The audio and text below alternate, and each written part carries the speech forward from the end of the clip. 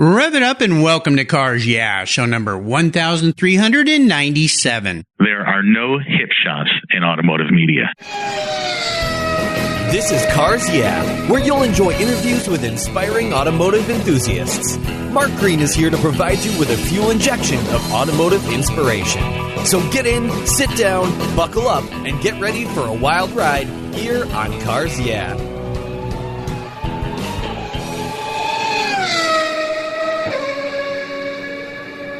Everyone who knows me knows I'm really picky when it comes to my cars and keeping them looking new. I'm a huge fan of Covercraft floor mats. I've protected my vehicle with their products for decades. Want to keep your vehicle's interior looking new? It's easy with Covercraft floor mats. They will protect your vehicle's factory carpets from daily abuse, weather, pets, children, weekend adventures, and those everyday spills. It's a fast, easy, and stylish way to keep your vehicle looking new. Covercraft floor mats come in a wide variety of styles, materials, and configurations, all designed for maximum protection. In addition to Premier Plush and Berber custom floor mats, you'll also find cargo liners, canine cargo area liners, dash covers, and sunscreens. Enhance your vehicle's looks while protecting the factory finishes with easy-to-install and easy-to-clean floor mats. Covercraft is the right choice. Learn more today at covercraft.com and tell them Mark at Cars Yeah sent you.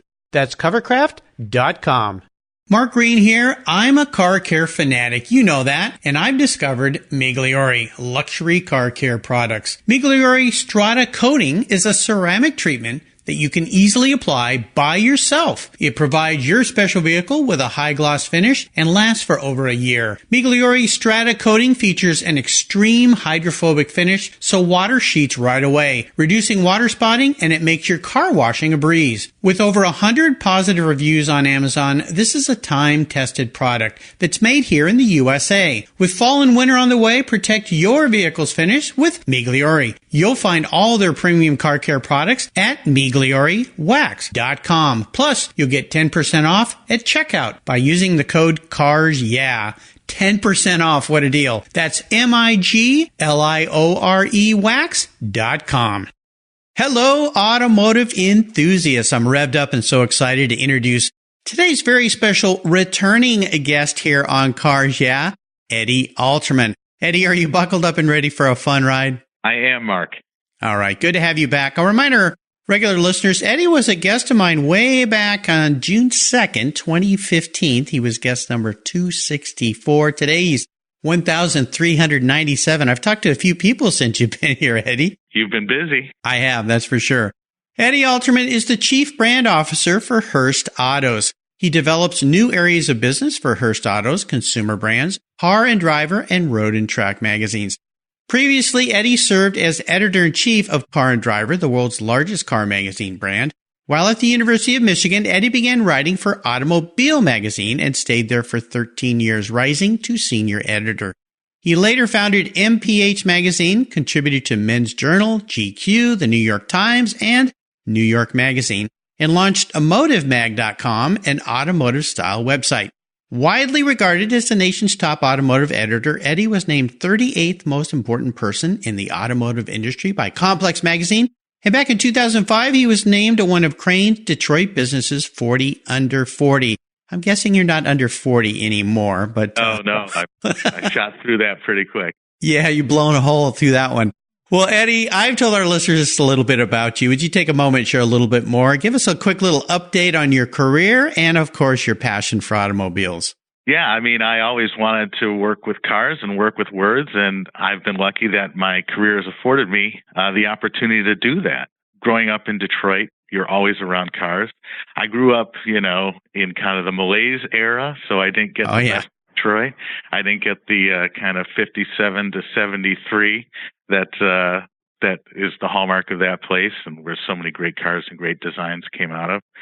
But, I've always just been fascinated by the automobile, and writing about it has allowed me to learn about it, has allowed me to share the joy of it, has allowed me to increase my passion. And, we're living through a really incredible time right now in terms of cars and in terms of these big transitions from, hardware to software.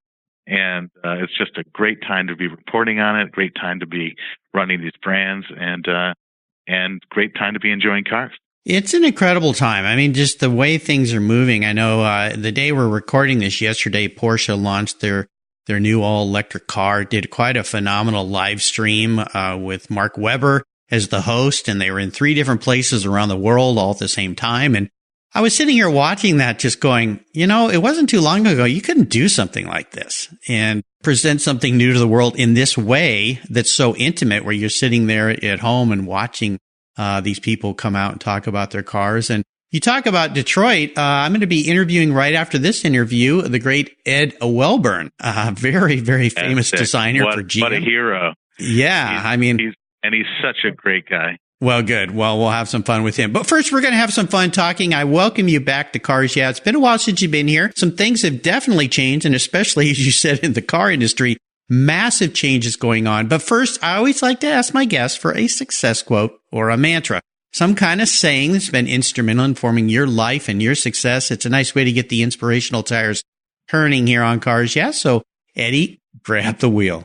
The greatest thing anybody ever said to me about this business was, there are no hip shots in automotive media. And that came from the great David E. Davis Jr., who was the editor of Car and Driver for a couple of stints in the 60s and 70s. And then he went on to start Automobile Magazine, where I worked and got to learn at the foot of the master.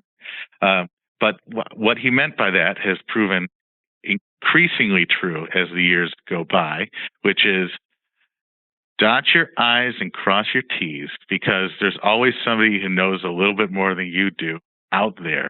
And as the world has shrunk, as the media world has gotten much more intimate, as you were saying, and we're closer than ever to our readers, we got to stay on point, and we cannot, as the Brits say, let the side down.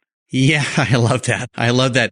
This is so true. I just returned a couple of weeks ago from Car Week, my 31st year going down to Pebble Beach.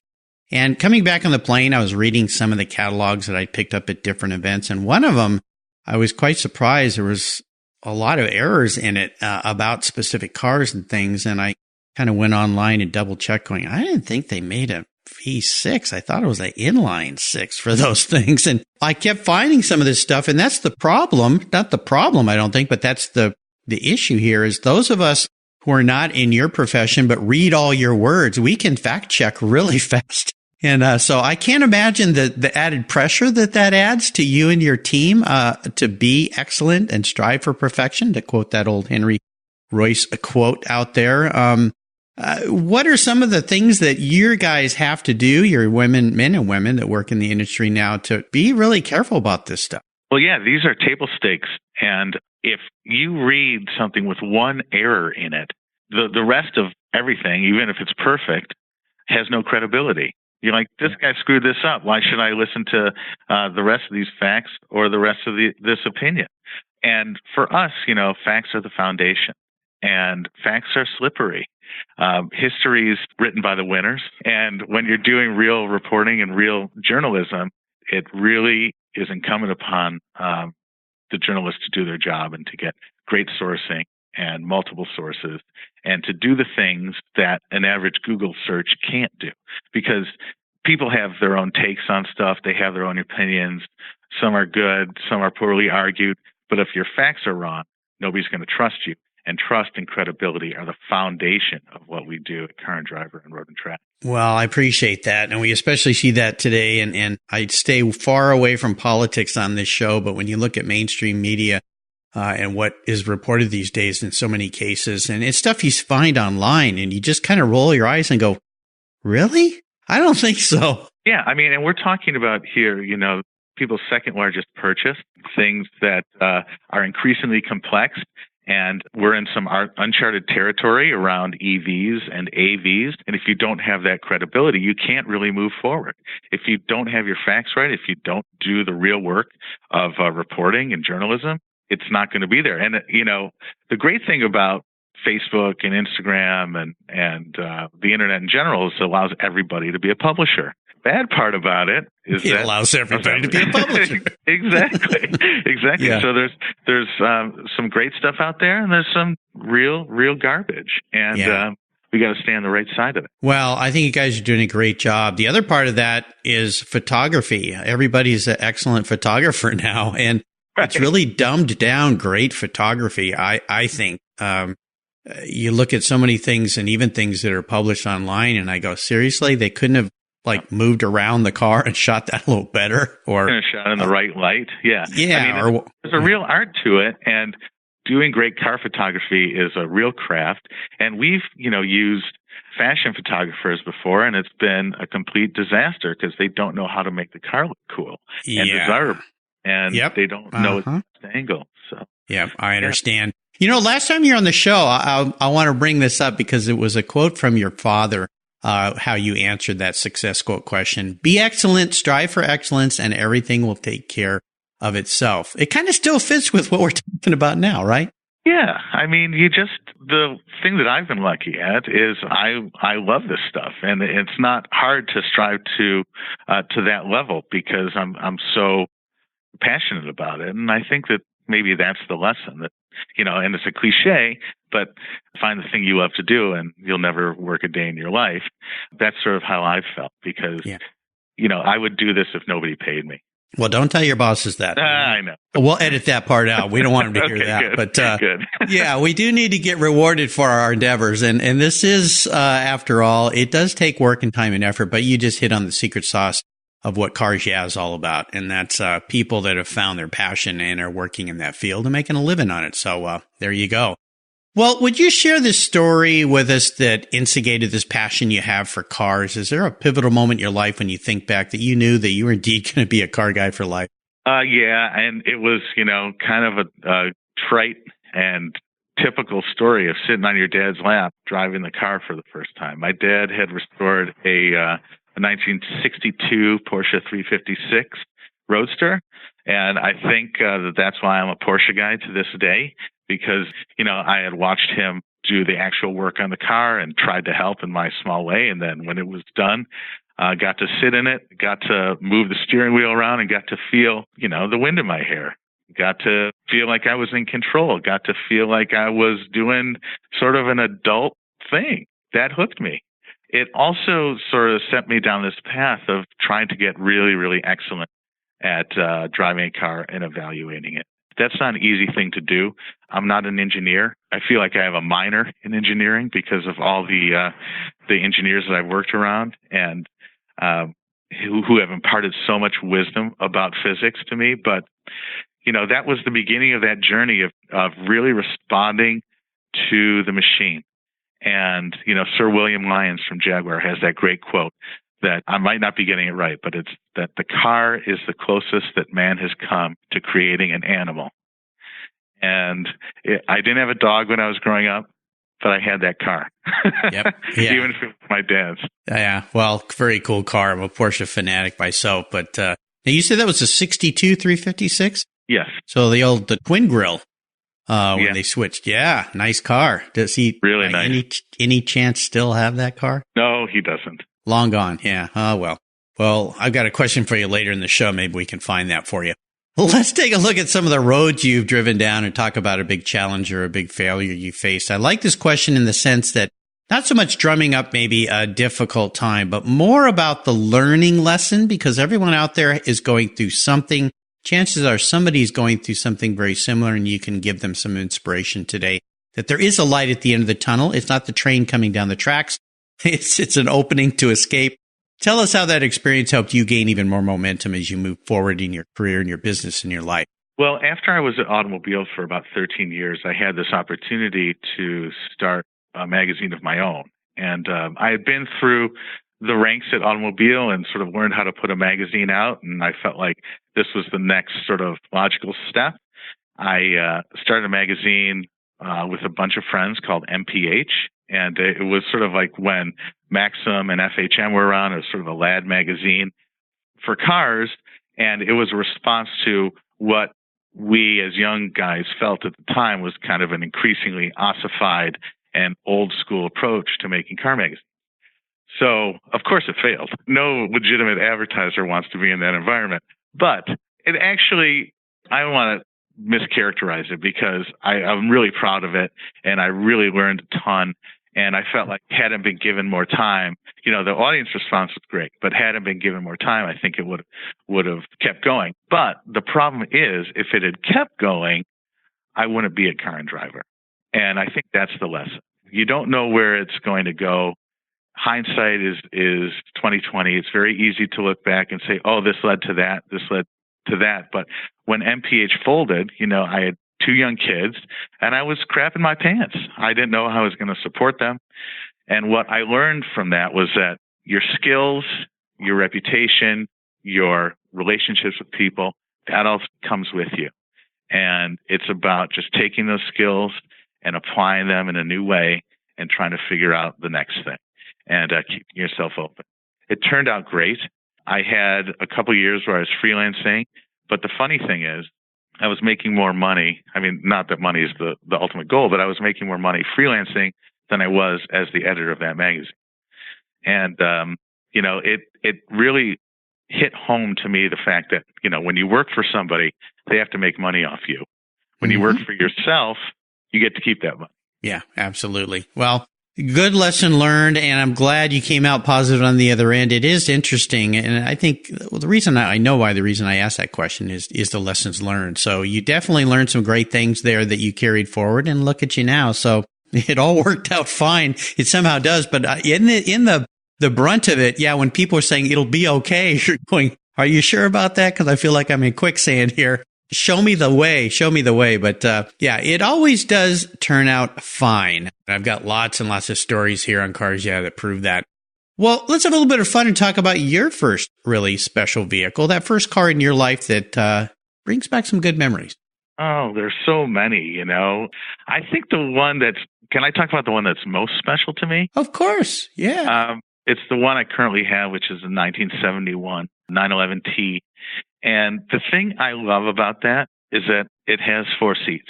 I can take my family with me on these great automotive adventures. And that, to me, is what cars are about.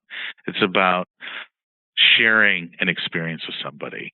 I don't think I'd be really happy in a monoposto. I need people around me, and I need to have the conversation that comes from being in a car on a great journey. And especially when you have your family along for the ride, there's just nothing better than that. I always drive that car, whether it's with my kids in it, my wife, or even my dog in it. And I just say, nothing's better than this. This is what it's about. And the car itself, to me, is just one of the great pieces of automotive engineering. And you see why it's the foundation of everything that Porsche has done. Back in those days, it was all hardware, and it was who could figure out how to put the pieces in the right place most effectively to create that connection with the driver. And that 911 is so light, and it's so chuckable, and it's so drivable on the throttle, and it just makes the greatest noises. It's got that 2.2 in it that's just, connected to the 904 motor. It's a phenomenal machine. And, my car is not a concours sort of car. It's not one of those huge high buck things. It's a driver, and I just drive it as much as I can. And it resets me. It resets me in a great way, so that when I get into everything from a modern 911 to a Kia Telluride, I know what great ride handling and response is supposed to feel like. Yeah. What color's your T? Blute Orange, which is a pretentious way of saying tangerine. Ah, I love that. Well, I was going, wait a minute, what? I haven't heard of that. That's right. Tangerine's one of my favorite colors of those cars. I had a 72S for quite a while. And before that car became extremely valuable, drove it a lot. My kids learned how to drive stick shift in that car. Took it on many tours. I think of all the nights I left it sitting in a hotel parking lot when it could have disappeared pretty easily. And it was a wonderful car to drive. I love those early long hoods. They're just fantastic.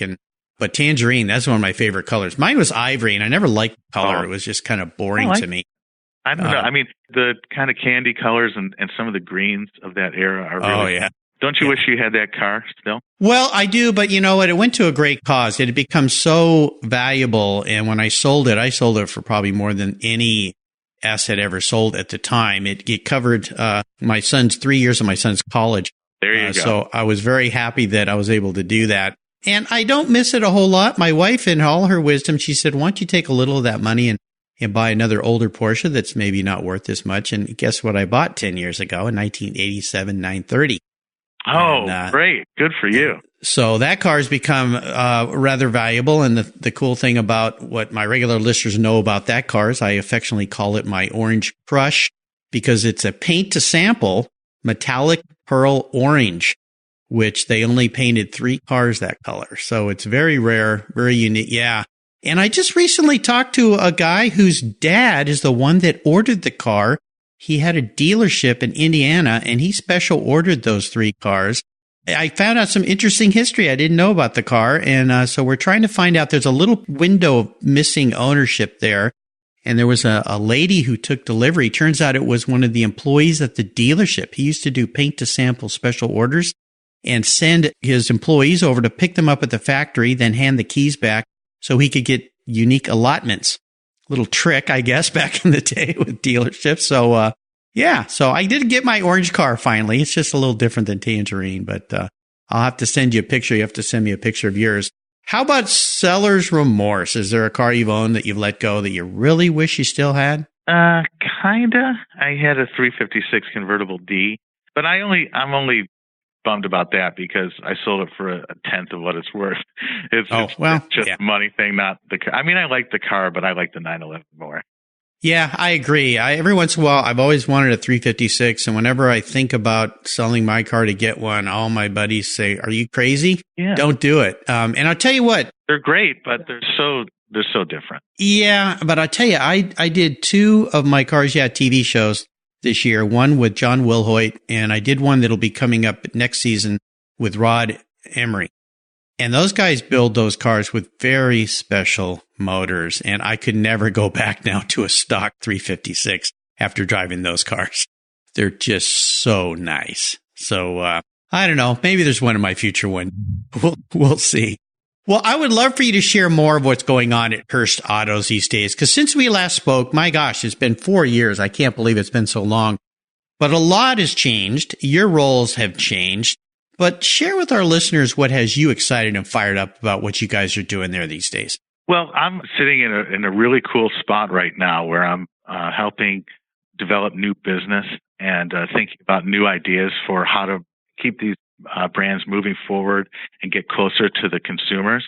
And one of the things I'm really excited about is the second Road and Track rally that's happening. Well, that's why I reached out to you, because I got an email from you guys that talked about that, and I went, I got to get Eddie back on and talk about this, because this is cool. We're talking about cars, we're talking about possessions, and we're talking about what stuff's worth, but that's increasingly less important. What people, I think, want nowadays are great experiences out in the real world, not virtual, not on their phones, going out and communing with cars, with nature, with other people, driving interesting cars to interesting places and talking to interesting people once they get there. That's really the name of the game. And so I'm just incredibly excited about this Quattrocento rally that's going to happen in the Hudson Valley. And it's going to be super deluxe. We're going to do some skeet shooting. We're going to do some spotting, do some great eating. And then we've got, Alexander Rossi as one of our guests one night, and then Wayne Carini. So you can't get better talent than that. And it's just so exciting that we're able to create these experiences for our readers, or as we call them now, our audience. Your audience. This is really cool. Both those gentlemen who are going to be joining you have been guests here on Cars Yeah. So yeah, you got some great guys lined up there. So how do people learn about this? Are there still spots available now? And when is it taking place? Yeah, let me plug it a little bit more. Thank you for allowing me to do that. Of course. Experiences.roadandtrack.com. And it's happening October 17th through the 20th. And, one of the great parts of that experience is we're going to Lime Rock, which is one of my favorite tracks. Oh, yeah. Just classic, amazing track with some great elevation change. And the roads around it are almost as good as the track itself. But we're going to be giving hot laps in the Road and Track Performance Car of the Year candidate. So that's going to be a really special experience. And, this is the kind of thing that we should be doing as a brand, is allowing people to get access to our editors, to our way of life, and to deepen that automotive passion through these great experiences. Yeah. Now give me the website again. Okay. It's experiences.roadandtrack, spelled out, .com. Great. Awesome. Well, I'm going to shout that out there today when we're done with this show, and keep pushing this for you guys, because I think it's an absolutely brilliant idea to get out on the road and use these cars and do things with them. And even more importantly, be around like-minded enthusiasts. That's what it's all about. After having come back from Car Week a few weeks ago, every time I come back from that full week immersion of everything cars, it's really about all the people I met. And for me, I come back with a giant stack of business cards of potential guests that I can have on the show. But the experiences, the parties, all these kinds of things, and the amazing connections that we make through cars and through car experiences are absolutely fantastic. So I love this. Love everything about it. Eddie, up next is the last lap. Before we put the pedal to the metal, let's say thank you to today's Cars Yeah sponsors. When you want proven performance, there's one brand that's been around since 1938. That's Edelbrock, building the finest American-made performance products for the street and track. Edelbrock's products are designed and dyno-proven to deliver maximum results. Edelbrock has thousands of made-in-the-USA performance products for all makes and models. From their new AVS2 carburetor and innovative ProFlow 4 EFI for your muscle car or truck, to superchargers for your daily driver and more, visit Edelbrock.com to check out the latest products for your ride. And when you're ready to check out, enter Cars Yeah in the coupon code and get 10% off your order. That's Edelbrock, automotive performance since 1938. You take care of your cars, but who takes care of your investments? Tune-ups aren't just for engines. Updating your financial plan is important too. Your GPS may take you from A to B, but it won't help you on the road to financial freedom. For that, you need a good co-pilot and a very trusted advisor. Chris Kimball, CFP, is just the man for the job. He'll guide you down that road without driving you crazy. For over 25 years, Chris has helped people just like you and me with their financial planning and investments. With a master's degree in financial services, he is eminently qualified, and he's a car guy too. Learn more at chrisvkimball.com or call 866-ON-A-PLAN. Securities through Money Concepts Capital Corp., member FINRA SIPC. CK Financial Services is not affiliated with Money Concepts Capital Corp. Are you looking for a way to get your products or services into the ears of thousands of automotive enthusiasts around the globe? I can help. This is Mark Green here at Cars Yeah, and I'd be honored to be an influencer and ambassador for your brand in a unique and personal way. 5 days a week, thousands of subscribers and listeners enjoy the Cars Yeah podcast and website. Contact me today and I'll show you how at mark@carsyeah.com or connect with me through the Cars Yeah website at carsyeah.com. All right, Eddie, we are back, and I have a bit of an introspective question for you. I'm going to get into your skull a little bit here. If you were a vehicle, you were actually manifested as a car. Not what you want to be, but how you perceive yourself as a car. What would Eddie be and why? My spirit animal, is that what you're asking for? I think that'll work, yeah. You're the first one to say it that way, but that's cool. I think it's got to be the AMG Road Sow, the 300 with the 6.3 in it that raced at Spa with the full leather and wood interior. Went the distance, was fast, not the fastest, but and it had some extra pounds on it. But, as we all do as we age a little bit, unfortunately. Yeah. But just a cool idea, an innovative idea, and seen through to success. Nice. Nicely done. Well, we are entering the last lap. I'm going to fire off a series of questions and ask you to give our listeners some quick blips of the throttle answers. So here we go. What's the best automotive advice you've ever received? When buying old cars, don't buy the best one you can afford. Buy the best one you can't afford. You'll get your money back. Now, that's a unique way to say that. Yeah, most definitely. Yeah, where were you in the years past with all the old cars I bought? Would you share one of your personal habits you believe has contributed to your many successes over the years? I have attention deficit disorder and OCD. And that has been the greatest two blessings of my career. Are all those letters on your business card? Yeah, I move around a lot, and I'm super obsessive about each thing. So there you go. It's probably to the detriment of a lot of other aspects of life, but it's been good for business. Yeah, I think so. I believe I have those same initials on my business card as well somewhere, maybe very neatly on the edge or something. Do you have a resource that you'd like to share with our listeners? I kind of guess what this might be. Yeah, that's experiences.roadandtrack.com. Yeah, absolutely. Definitely check this out. And again, for those of you who follow me on social media, you've already seen it because I think this thing is so cool. So I'm so happy that we can share that with everybody out there. Now, if I could arrange for you to sit down and have a drink with anyone in the automotive industry, living or deceased, who would that be? Well, I've been so lucky to actually be able to have drinks with my heroes and actually talk to people like Ed Wellburn and Bob Lutz. And I don't think this would be an enjoyable drink, but I think it would be a fascinating one. I'd want to sit down with Ferdinand Piëch, who just passed at the age of 82. I think no greater genius in the car world. He was a spectacular engineer that touched some of the most incredible and important cars that we've ever seen. True visionary. He was not verbose like I am, but he and I'd probably have to fill a lot of awkward silences while he stared at me. Yeah. But what a genius. What an incredible, I'm sure, highly, highly difficult person to be around and to work for. But man, the guy got results. Yeah, one tough cookie for sure. So, we lost him too early. That was quite a surprise. How about a book? Is there a book you've read that you think our listeners would enjoy reading? I think everything that Malcolm Gladwell writes is great.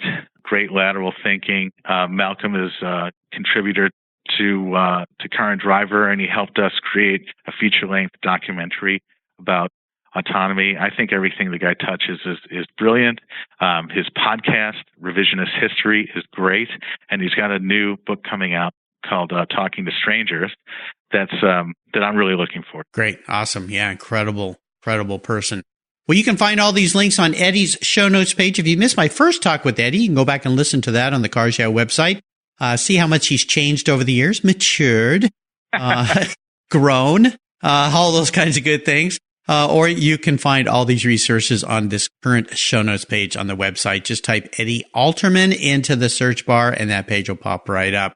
All right, Eddie, we're up to the checkered flag here, and this last question can be a bit of a doozy. Today, I'm going to buy you a very cool collector car. We'll see what you have upgraded to this time. But there are some rules to this game that may make it a little bit of a challenge. You can't sell it to buy a bunch of other toys with. You have to drive it. No garage queens allowed. And it's the only collector car that you can have. So choose wisely. I know I'm kind of going against what I talked about with a 4-place car, but it's got to be a Ferrari 250 GT short wheelbase. Oh, okay. Yeah, I mean, you said money, no object, right? That's true. I did. Yeah, you're one of the guys that really took me up on that, aren't you? Well, you don't have to buy it for me, so that's... Oh, well. I mean, well, gee, okay. Well, I was already on the other phone with some of the people I know own some of those cars, but the hook's off now. So, but you know, that car, it is a car that many people have chosen. And I love that car as well, even more than perhaps the GTO. Me too. What is it about the car that you like so much?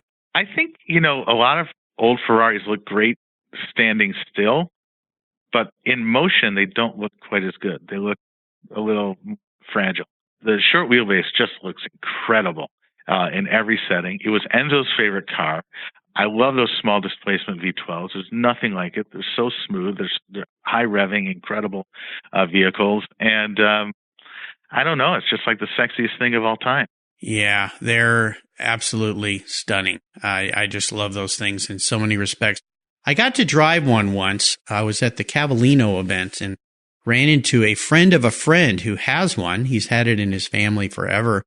And I asked him, I said, hey, do you ever give people rides in your Ferrari? And he looks at me and I just met him, so I didn't really know him that well. And he said, nope. And I kind of thought, oh, gee, okay. And he goes, but I let people drive it, and he threw me the keys. And I just went, seriously? He goes, let's go.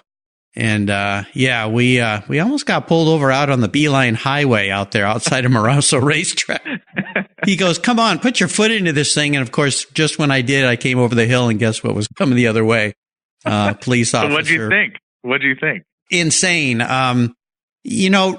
Interesting because when you drive an old car like that and you've never driven it, you have this vision of what it will be like. And those cars are really raw and kind of a little heavy, I guess, just in the steering and everything. But you know what? I was so wrapped up and enamored by the whole thing that it just was, I think I smiled the whole rest of the day. And it gets better, Eddie.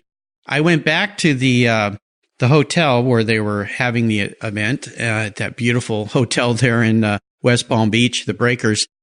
And I was walking into the hotel and this guy came out that I had met long before. And he goes, hey, how you doing, Mark? And we started talking and I said, you can't believe what I got to drive today. And he goes, what was that? And I told him, he goes, well, you want to drive 2 in one day? And I went, what? And he goes, see the silver one over there? Here, take it for a drive. I'm going to be inside at the bar. And so I got to drive the second one. I couldn't believe it. That's amazing. Yeah. And what was, I think, more incredible, he said, when you bring it back, just leave it with the valet. And I'm like, okay. I mean, the other thing that, now as we're talking, I can't forget the experience that I had in 2013 on the Miele in the 1955 300 SL Gullwing. That's a car you drive every day. Yeah. That car is absolutely thoroughly modern. Yeah. It was the first supercar, but not in the kind of, Lamborghini Countach sense. It was the first supercar in the Acura NSX sense, where it was just totally livable and fantastic car to drive. But I think the short wheelbase still edges it out. Well, it's different for sure. I got to drive a Roadster, 300 SL Roadster, and it struck me the same way. I went, man, this is like a modern car. I couldn't believe it. Yeah. And just so solid, so wonderful. Yeah, that's another one of those bucket list when I win the lottery cars for sure. So I guess you're I got to buy pretty good with the turbo there. So. I guess so. Yeah, no complaints. I don't want her out there in the garage to hear me speaking about other cars. She might get upset with me. Leak some oil on the driveway or something. Well, Eddie, you've taken, that's how you know they have oil in them.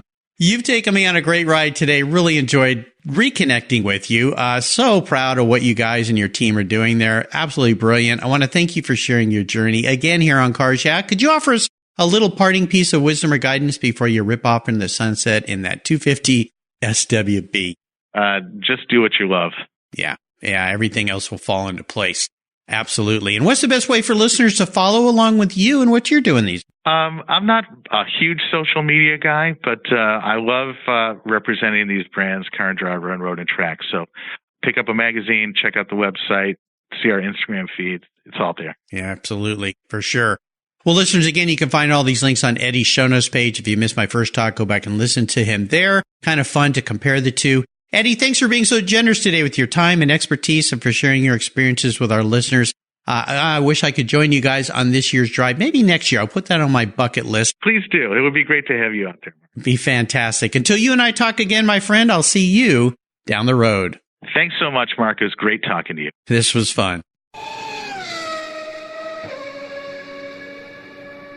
Hey, Mark Green here from Cars Yeah. Did you know you can now see me on the Cars Yeah TV show? It's a weekly visit to some of my past Cars Yeah podcast guests, and I take you along for the ride. You go behind the garage door and into their lives, their businesses, and you get to see what makes them successful. With tens of millions of viewers, Cars Yeah TV is making its mark. Cars Yeah TV is available on MAV TV and Lucas Oil Racing TV. You'll find MAV TV on Direct TV, Fubo TV, Fios by Verizon, or you can stream it through Lucas Oil Racing Television online. And they said I only had a face for podcasting.